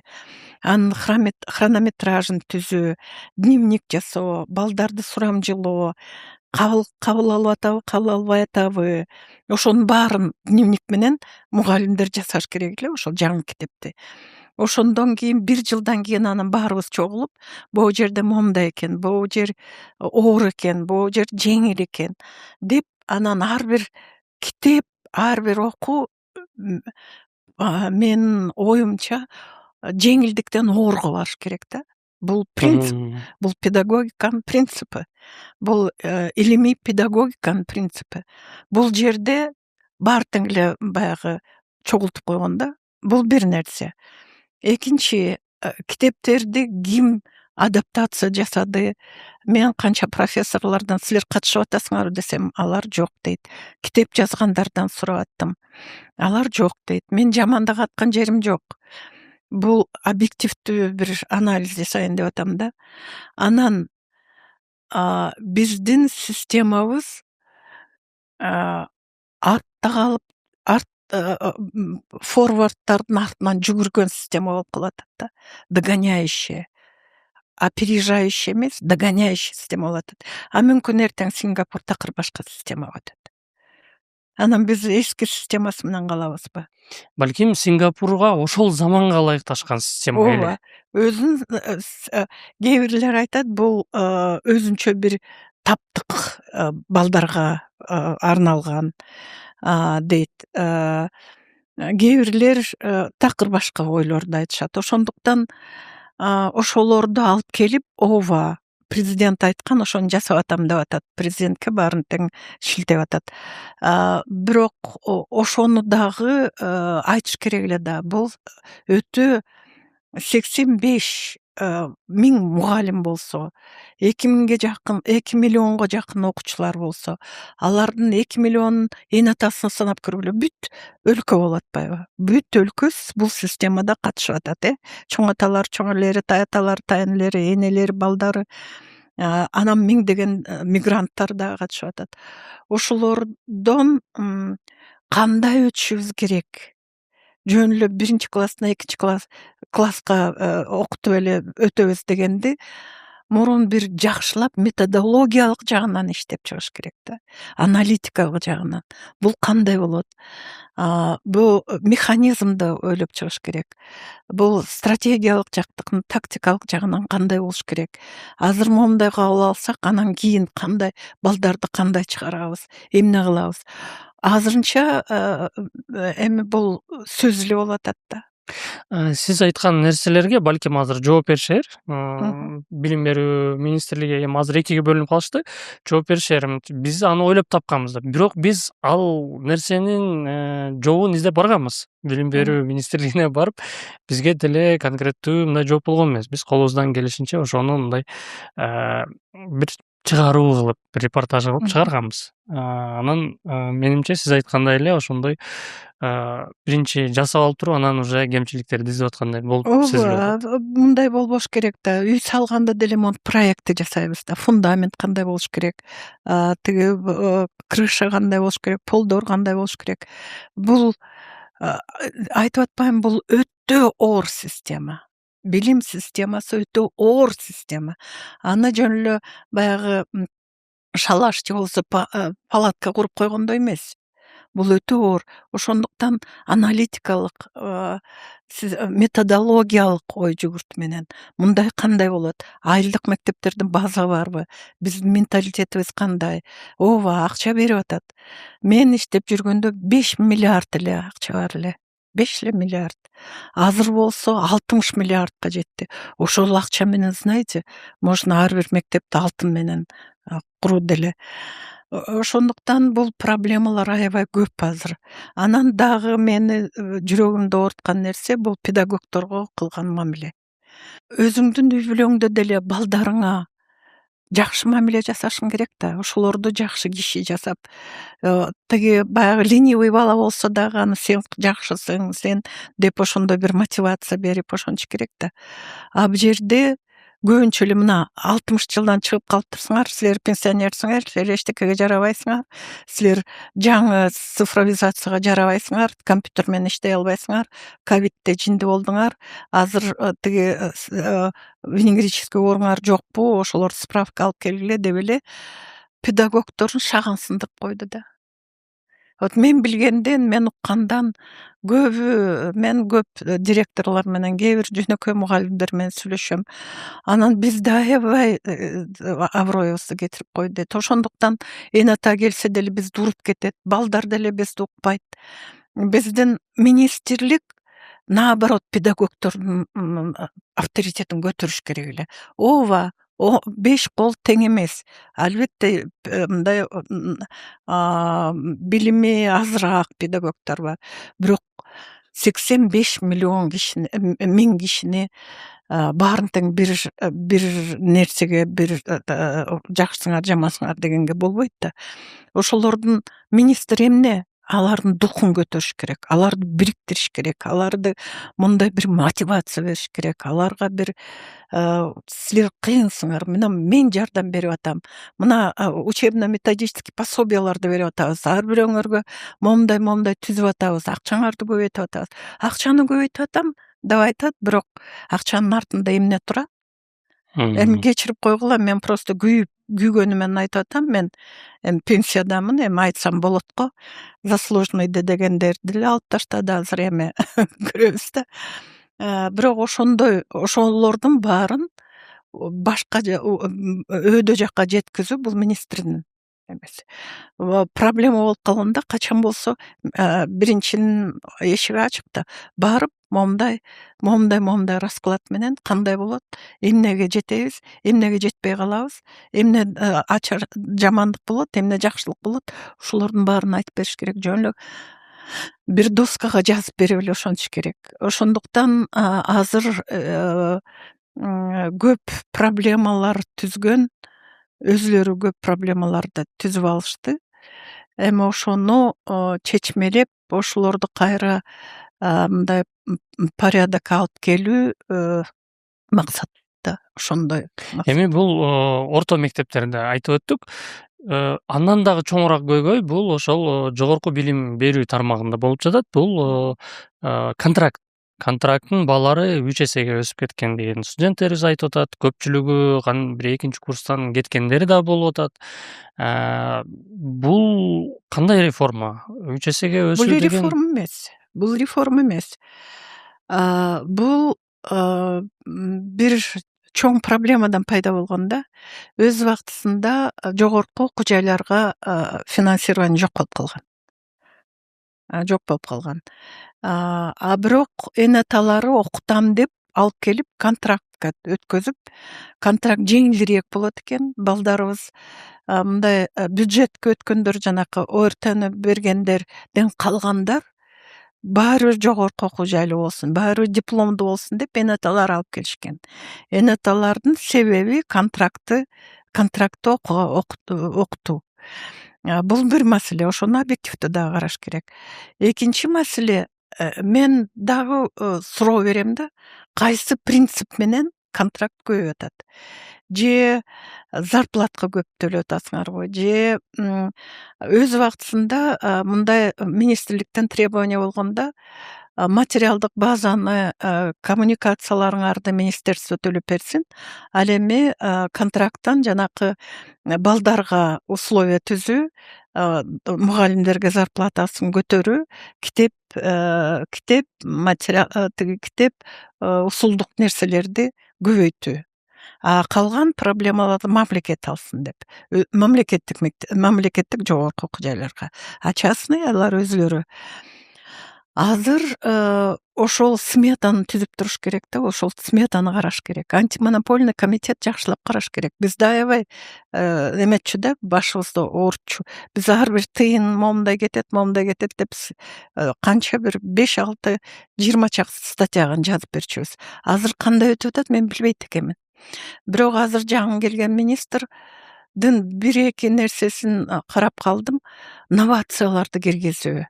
Ошо жогорку окуу жайлардын адистиктерин азыркы чыкырыктар жана коркунучтарга барабар келген адистерди чыгаруу маселесин коюп атат. Бул жакшы.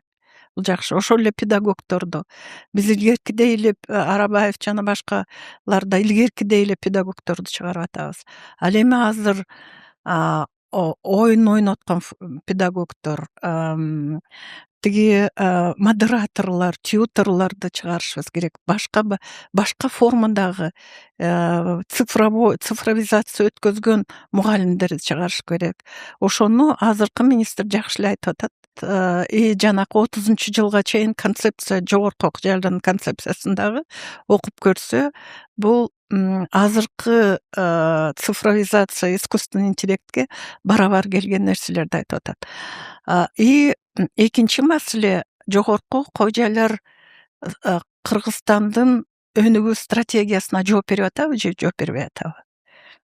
Ошол маселени коюш керек да. Менде ошол жерде дагы бир суроо жаралды. Жакында эле мэрия менен Манас университетинин ортосунда бир аз университеттин өзү эмес, ошонун бүтүрүүчүлөрү же болбосо студенттердин ортосунда бир талаш чыкты. Бул кампустун ортосунан Миңжылкыев көчөсүнө өтүшү боюнча, каршылаштар пикирлер боюнча.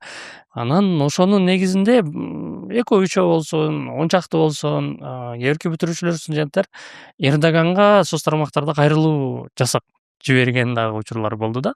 Бул мындай ага окшогон нерселерди министрлик же жогорку окуу жайдын жетекчилиги көзөмөлдөш керекпи? Бул өтө оор суроо. Анткени эмне үчүн Манас университетин бүткөн балдар Эрдоганга кайрылышат? Эмне үчүн? Биз эгемендүү өлкө дейбизби же эгеменсиз өлкө дейбизби? Мисалы мен ал университет боюнча 1-2 келишим түзүлгөн, баргам. Биз ал жерге көп чоң территорияны бергенбиз. Өз убактысында Аскар Акаевич аябай чоң шаардын ортосунда канча гектар азыр эсимде жок, 40-50 гектарды бергенбиз. Азыр ошол ар бир гектардын рынок баасы менен карап көргөндө бул өтө чоң баалар. Анан алар берген акча ошол биздин территорияга барабарбы, барабар эмеспи деген суроо дагы жаралат. Үчүнчү, эмне үчүн бүт предметтер түрк тилинде өткөзүлөт? Эмне үчүн ошону айтып атпаймынбы, жана параллелдүү өлкө болуп калды. Түрк университетин бүткөндөр өзүнчө бир түрк идеологиясын алып кеткенде. Улуттук идеологияны алып кеткен ким? Ошондуктан менин оюмча, биз өз убактысында баягы эме убактысында баягы инвестициялар тартуу, анан бюджетибиз өтө аз болгондо биз көп проекттер дагы жеңил желпи карап, көбүнчө мамлекет эмес, көбүнчө кандай бир ошол берген акчалардын, берген донорлардын интересине иштегенбиз да, менин оюмча. Азыр дагы кыр сууга 12 гектар дедиби, жер берип берилет шаардын аягында. жаңы кампус. Компост тургузса. Эми тургузган бул бу жерде эле калат, Кыргызстанда эле калат. Бирок ошону дагы дипломаттар, мамлекеттик ишмерлер, билим системасында иштегендер карама каршы отуруп алып сүйлөшүш керек. Карама каршы эмес, бет маңдай отуруп алып сүйлөшүшүбүз керек. Силер анда биздин идеологияны, биздин тарыхыбызды, биздин тилибизди, биздин ошондой деп. Эмне үчүн биз дагы айтайын, биз өтө кичинекей мамлекетпиз. 7 миллион деген бул өтө аз дүйнөлүк масштабта караганда. Ошондуктан өзүбүздүн менталитетибизди, өзүбүздүн мамлекетибизди, өзүбүздүн келечегибизди эл катарында калабыз десек, өзүбүздүн кызыкчылыгыбызды сакташыбыз керек. Менимче сонун жооп болду. Анан эми тарых илимдеринин кандидаты катары сурай берсем сизге. Биринчи туңгуч президентибиз эгемендүүлүктү алгандан бери эми президенттиктен кеткен, бирок эми тарых болуп калды. Өз мөөнөтүн кандай өтөп кетти? Билесиңер, көп жакшы нерселер болгон. Анткени ошол убакта шанс берилген да, өтө чоң шанс берилген. Анткени бүт Орто Азиянын Казакстан, Туркменистан, Тажикстан, Өзбекстандын башында баягы эле партократтар турган. Ал эми Кыргызстанга бир жаңы адам келген да. Илим системасынан адам келген. Өзү Сахаровский Совет Союзунун жогорку кеңешинде дагы Сахаровская группа болгон, наиболее прогрессивная, демократическая. Ошол группага кирген. Ишеничтер, үмүттөр аябай чоң болгон. Башталышында мен тарых жөнүндө, кызым дагы тарых жөнүндө 1-92-жылдан баштап кандай Кыргызстандын аброю көтөрүлгөн, анан демократиянын аралчасы деп айткан, ошонун баарын тең объективдүү изилдеп макалаларыбызды жазганбыз. Кийинчерээк менин оюмча Аскар Акаевич бул дипломатиялык жагынан өтө такшалган адам болгон. Адамдарды өзүнө кабыл алуу, өзүнүн энциклопедиялык билими, музыка дейбизби, культура дейбизби, маданият дейбизби, адабият дейбизби, аябай баягы Ленинграддык мектепти өткөн киши да. Кийинчерээк жана жаныбыздагы өлкөлөрдү карап, бала чакасынын байыганын карап, ошол эле Каримованы, ошол эле Назарбаевдердин байлыктарын карап, биздикилер дагы бир түз жолдон кете баштаган деп ойлойм да. Мында күнөө Акаев деби же кимде экен көп эле айтып жүрүшөт. Ошондуктан муну дагы Акаев период убактысын дагы бөлүп периодизация менен карашыбыз керек. Бирок тарыхта калат албетте. Менимче эми биз жаш элек, азыркы көрүүчүлөр дагы көбү жаш болушу мүмкүн. Анан биринчи 10 жылдыкта баягы эгемендүүлүктү алган мамлекет катары жакшы нерселер болгон дейт. Бирок ошол 3-чү мөөнөтү бул ашыкча болуп кеткен деп көпчүлүк адамдардан угуп калам. Эми тарыхта карап көрсөк, тарыхта жаныбыздагы мамлекеттерди эле карап көрсөк, ошол эле Өзбекстан, ошол эле Туркменистан, ошол эле Тажикстан, ошол эле азыр жаңы курулуш болуп аткан Казакстанды карап көрсөк, Назарбаев канча жыл өзүнүн атын даже столицаны койду, Нур-Султан деп. Ошондой демократиялык өлкөдө эмне үчүн шайлоо киргизилген? Анткени 2 мөөнөттөн кийин, мисалы 5 жылдык болуп, 6 жылдык болуп, уже башка ошол консервативдик көз караш болуп калышы мүмкүн экен да. Ошондой, анан экинчи жагы мен баарын чечем, мен баарын билем деген дагы нерсе болуп калат экен да.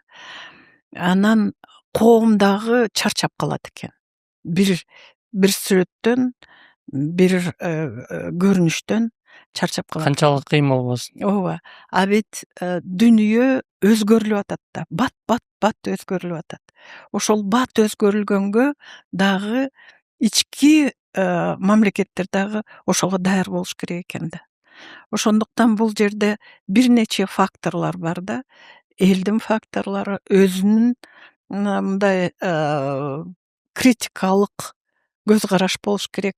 Анын дүйнөлүк масштабта эмне болуп атат, ошонун баарын бириккенде менин оюмча 2 созыв деген бул туура эле го. Анан эми бул тарыхчы көз караш менен эмес, мындай жеке тааныш.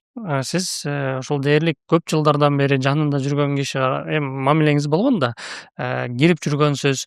Ошол трансформациясын мындай биринчи, экинчи мөөнөттөгү Аскар Акаев кандай эле, анан кийин ушул 3-чү мөөнөткө келгенде кандай болуп трансформация болгондорун да эстеп көрүп, каерде өзгөрүп кеткендерин байкадыңыз беле? Мен өтө деле мындай кээ бирлер атат, өтө жакын. Жок, мен өтө жакын болгон эмесмин, анткени жашыбыз дагы башка. Анан бирок ошондой бир мындай признактарын көргөм да. Өзгөчө баягы аял жактан. Башында кандай мээримдүү, башында кандай билимдүү, жүрөгү эзилген балдарга ошондой болгону кийинчерээк башка трансформация, башка баалуулуктар пайда болду да. Мен ал убакты жаман дагы, жакшы дагы дебейм. Ал менин тарыхым. Мен аны кантип жаман деп айтам, кантип жакшы деп айтам. Ал объективдүү нерсе. Менин бешенеме жазылган нерселер болду. Бирок ошондойлорду дагы биз башыбыздан өткөздүк.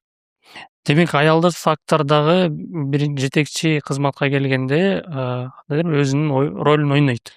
Туугандык ошондой болсо керек, ошондой. Потому что өз убактысында Горбачева деле, Раиса Максимовна деле өзүнүн лептасын киргизди да. Бирок сиздин тарыхыңызда мондой бир биографияңызда мондой жазуу бар экен. 2000-жылдагы шайлоодо сиз Бишкектеги штабын жетектепсиз. Ооба, жетектегем. Анткени ишенич дагы бар эле да. Ишенич бар эле. Оңолуп кетеби, жакшы болуп кетеби деген ишенич бар. Бирок ал тиги башталышында Содонбеков турган. Жумагул Содонбекович. Мен формалдуу баягы гезит үчүн анан иштеген дейт. Бүгүнкү күндө Садыр Жапаров кошуп барганда Жылдызхан Жолдошоводай болду десек болобу? Эми буну сураганын себеби ошол кезде мисалы сиз баары бир көз карашыңыз мындай болгону менен Аскар Акаевичтин штабын башкарганыңызга караганда бөлөк кандидаттарды көрө албадыңызбы деген суроону бергим келген да.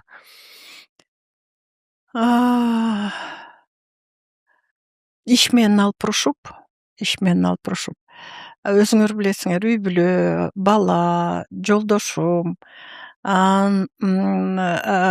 тиги окуу жай, анан башка мындай өзүнчө бир круг болуп пайда болгон да. Команда десек. Команда дегенде. Ошо команда болгондо мен принципим ал команданы жамандабаш. Ал эми командадан чыккандан кийин анан өзүңдүн оюңду айтыш. Ошондуктан ооба командада болчумун. Ал жакшыбы, жаманбы тарых өзү изилдер. Эми жыйынтыктоочу бөлүккө келдик. Жыйынтыктоочу бөлүктө баягы жолдо келе жатып сиз менен сүйлөшүп кеткендей, адам экиге бөлүнөт эмеспи? Руханий жана анан мындай физикалык болуп, анан ошол руханият боюнча дагы сүйлөшүп кетким келет. Менде ушундай экен, жаш өткөн сайын бул дүйнө менен мындай көз караш бөлөкчө болуп, ал жака бир даярдангандай болуп, ушундай болуп калат эмеспи? Менде деген. Анан мен мындай көрүүчүлөрдөн дагы, комментаторлордон да көп угуп калгам да, сизди мисалы өз убагында Залкар Алымов Чубак ажы менен дагы кичине мындай пикир алмашып, Ал киши менен талашып тартышканда учурларыңыз болгон экен, ал видеолор жүрөт. Тиги жок, мен биринчиден аллага айтсак, эң эле жакшы мамиле жасаганым биринчи биздин муфтийбиз Кимсанбай ажы. Кимсанбай ажы менен аябай жакшы болчумун. Аябай Кимсанбай ажы менен жакшы болчумун. Ал кишини көп жолу үйгө чакырып, балдарыма дем салдырып ошенткемин. Экинчи ооба, ошондой дагы фонд бар эле, Чолпон деген Чолпон кызыбыз азыр Венада жүрөбү, ошолордун группасында өтө мындай, мен вообще фанатизмден каршымын да, фанатизмге. Бул эмне болбосун? Ооба, эмне болбосун, өтө эле прям сүйүп күйүп, өтө эле жаман көргөндөн каршымын. Анткени адам деле ошондой. Анын Янус деп коет да, бир жагы ак, бир жагы кара болушу мүмкүн. Ошондуктан ал киши менен дагы мен азыркыга чейин ал кишиге аябай чоң мындай урмат көргөзөм. Жок ажы. Ооба. Аны экөөбүз жөн баягы дискуссия эместе, баягы прием тигиндей эмнелерде жолугуп калганда жапжашнакай эле сүйлөшчүбүз. Анан ал жерде деле мен өтө катуу сынган эметкен эмесмин. Мисалы, бир жолу мен айткам, силер акырындап жана скульптордой болуп, кыргыз менталитетин кетирип, акырындап кетирип эле бир өзүнчө бир жөн эле исламдык эле форманы киргизген атасыңар.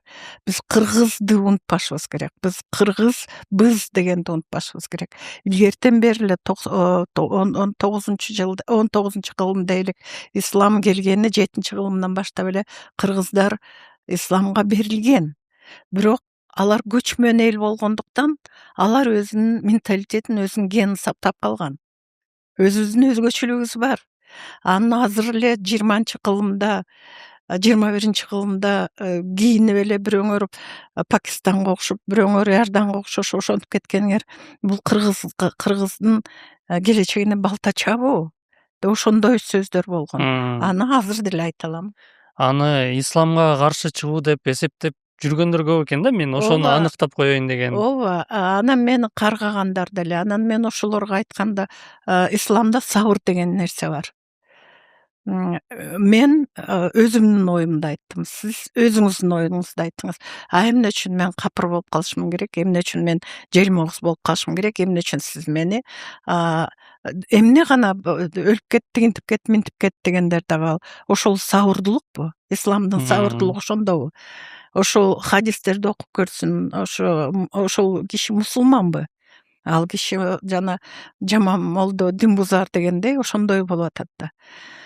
Ошондуктан мен ал кишиге ошондой көп дискуссияларга барышкам, бирок оюмду дагы бир жолу айтып коеюн. Кыргыз дегенди унутпашыбыз керек. Мындай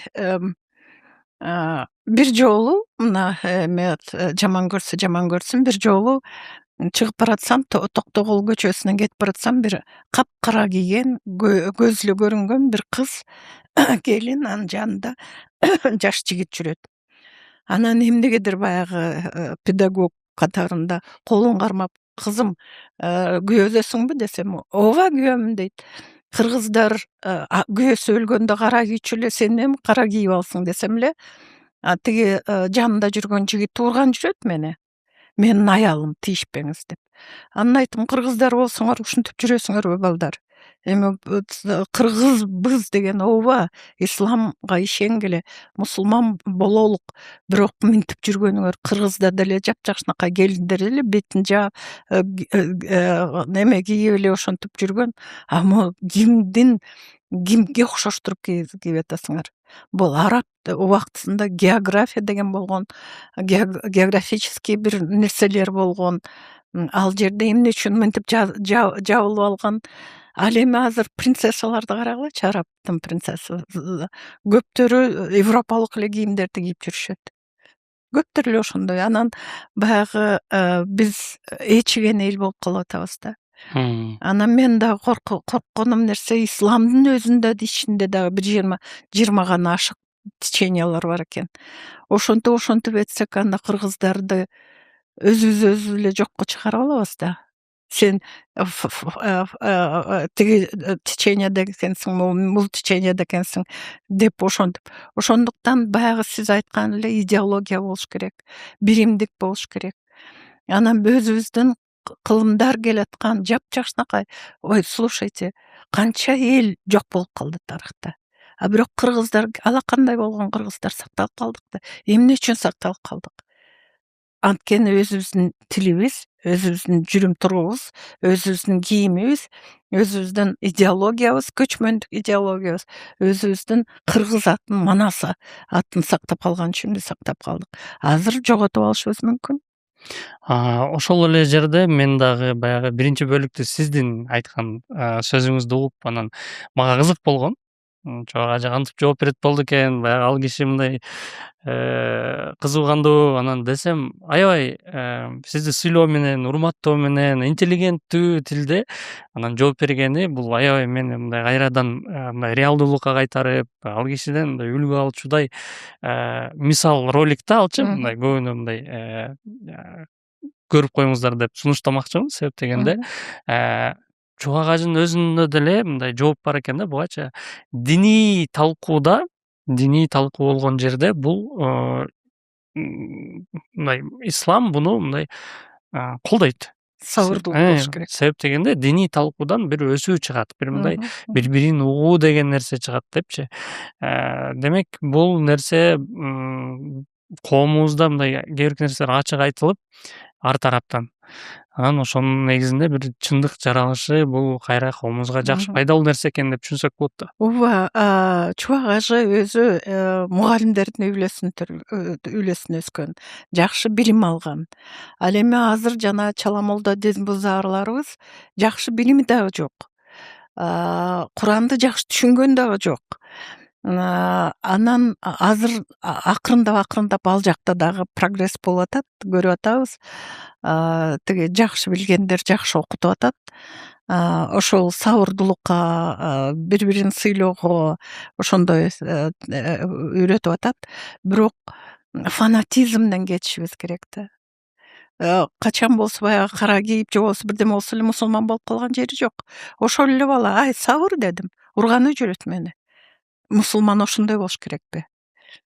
Ошондуктан анан дагы унутпашыбыз керек. Биз кайсы өлкөгө барбайлык, баары бир бизди мусулман дагы дейт, анан кыргызсың деп айтат. Кыргызсың деп айтат.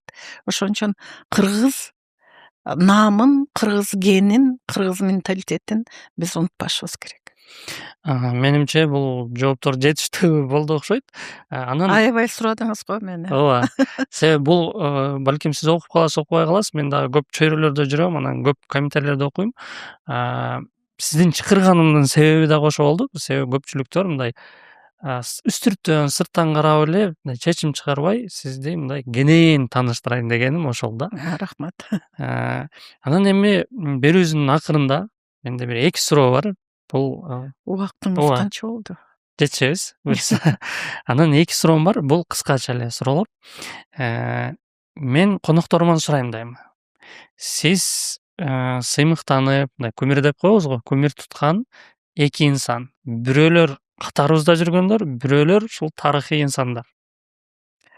Канат, жыл өткөн сайын идеалдар жоголот. Анткени алар жөнүндө көбүрөөк окуйсуң, көбүрөөк билесиң. Анан оң жагын дагы, сол жагын дагы билесиң. Мисалы кичинекейимде мен Пушкинди жакшы көрчүмүн. Ал эми кийин Лермонтовду жакшы көрчүмүн. Анан адам катарында караганда алар мисалы өзгөчө Лермонтов өзгөчө бир жаман кыялдуу адам экен да. Аны кантип идеал деп айтам? Эми мындай сыйлаган адамдардан деп айтсам, бул албетте кайненем дагы, анан Күлүпа Кондучалова. Канча жылдары министр болуп, канча биз министрликтер көтөрүп, канча таланттуу артисттерди, адабиятчыларды, художниктерди көтөрүп тилекке каршы азыр художниктердин үйүн жок кылып атышат. Композиторларды ошол убакта алтын доор, кинонун алтын доору Чыңгыз Айтматов, тиги кинематографияларда кандай улуу адамдар пайда болгон. Ошол киши болсо керек. Ал эми азыркы мен жашыма караганда эми кимди идеал деп санайм. Андай деле азыр жаштагылар жокко. Андай эмесе акыркы жыйынтыктоочу суроом. Сиз көбүнчө мен китебиңизди окуп чыктым, сиз берген китептерди. Ал жерде көбүнчө ошо чоң атаңызды эскерип көп жазып экенсиз да. Бүгүнкү күндө азыр ушул тапта чоң атаңыз менен кезигип калсаңыз эмнени сүйлөшмөңүз? Папам айтып берген да, кичинекей эле согушта болгондо контузия болуп, анан жатып калып, жанында бомба. Анан ошондо бет маңдайыма атам баягы өзүнүн аргымагын кийип, суусар тебетейин кийип, желкемен алып, дагы эрте сага деп көтөрүп чыккан дейт. Ошондо бир медсестра таап атамды лазаретке алып барыптыр да, госпитальга алып барыптыр. Ошон үчүн чоң атамды кезиккенде албетте кучактайт элем, ыйлайт элем. Ошол. Бизге келип бергениңиз үчүн чоң рахмат. Алла ыраазы болсун. Өмүрүңүзгө береке. Көптөгөн 75 жашта дагы талыкпай эмгек кылып атасыз. Өзүңүз айткандай атаңыз шайыр, шамдагай ушундай киши экен да, энергичный. Анан эми сизге дагы ошону каалап кетмекчибиз. Балким дагы Кыргыздын тарыхына, өммөтүбүзгө, мекенибизге көп кызматыңызды кыла бериңиз. Чоң рахмат. Дагы силерге дагы чоң рахмат. Жаңы мен билгенимен, мен сиз менен мындай сүйлөшкөнүмө караганда, бул объективдүү передача болот экен деп ойлойм. Анан дагы эле угуучуларыңарга айтып коет элем, бирөөнү жамандаганын алдында өзүңөр эмне мамлекетке эмне кылдым деген суроону берсеңер. Соң бөлүшөбүз, катталабыз.